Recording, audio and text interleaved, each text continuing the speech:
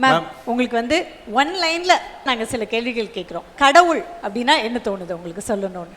எப்போவுமே நம்ம மனசில் இருக்கணும். கடவுளுங்கிறது இல்லைன்னா உலகத்தில் எதுவுமே இல்லை.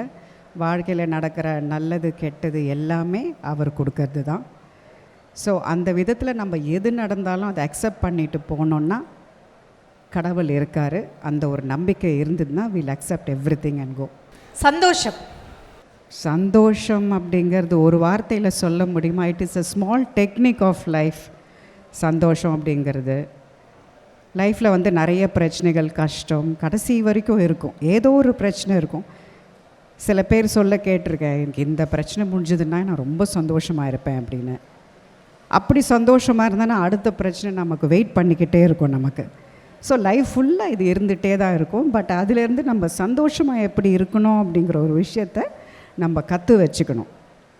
பணம் இருந்தால் தான் சந்தோஷம், இல்லைன்னா சந்தோஷமே கிடையாது அப்படிங்கிறது கிடையாது.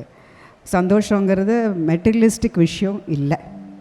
எதுவுமே வாழ்க்கையில் இல்லைன்னா கூட நம்ம சந்தோஷம் அப்படிங்கிறது மனசுக்குள்ளே இருக்கிறது, வெளி விஷயம் கிடையாது. எந்த விஷயமும் நம்மளை பாதர் பண்ணக்கூடாது. அந்த அளவுக்கு நம்மளை வச்சுக்கிட்டோன்னா we can always be happy. நம்மளை சுற்றி நடக்கிறதுல ஒரு சின்ன கவனம் நமக்கு இருந்தாலே நிறைய விஷயத்தில் நம்ம சந்தோஷமாக இருக்கலாம். ஒரு சின்ன ஒரு பூ பூத்தா அதில் ஒரு சந்தோஷம், ஒரு துளிர் விட்டால் அதை பார்க்கும்போது நமக்கு எவ்வளோ சந்தோஷமாக இருக்கும். ஸோ இதெல்லாம் நம்ம கவனிக்கணும். 4 பேருக்கு நல்லது பண்ணணும், முடிஞ்ச அளவுக்கு நல்லது பண்ணணும். அந்த மாதிரி பண்ணும்போது அன்றைக்கி நைட் நம்ம சந்தோஷமாக தூங்குவோம். ஸோ அந்த மாதிரி இருக்குது நிறைய விஷயங்கள். அதை நம்ம தனிப்படுத்தி பார்த்துக்கணும் சந்தோஷம் அப்படிங்கிறது.